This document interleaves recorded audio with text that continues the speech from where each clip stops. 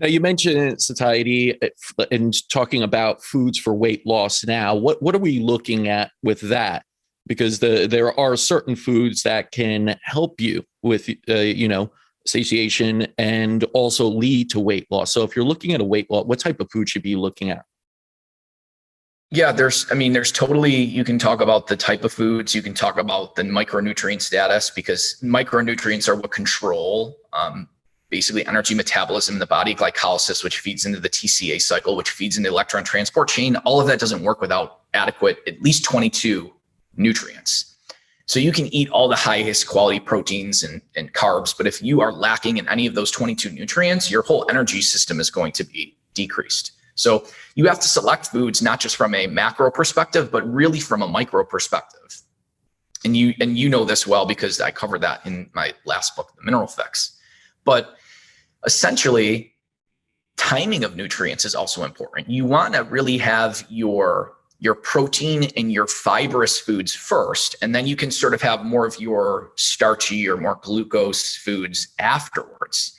And you can actually pair polyphenols like berries with some of your, more refined carbs, let's say, or more starches, to actually decrease glucose spikes. So you can like get surgical with your diet, so to speak, to optimize it.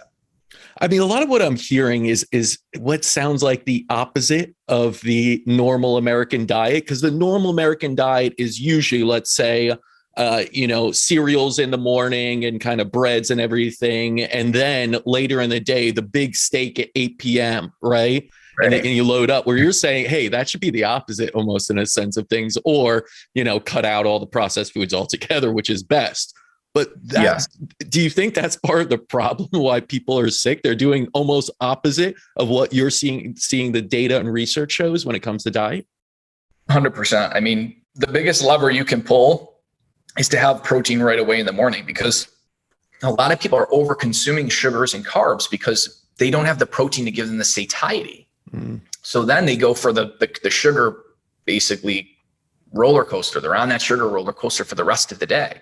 So if you eat a huge steak and a couple eggs, you're not going to be craving sugar at that point, And I do like to add like a greenish banana and some berries too in the morning, because I do like to have some carbs from an alkalinity perspective and from a glucose and oxidation perspective of that as well. So I don't want people just to think like I'm a carnivore, but I'm definitely animal based when it comes to the foods that I get from a caloric perspective are about 80% from animal foods and then about 20% from plants.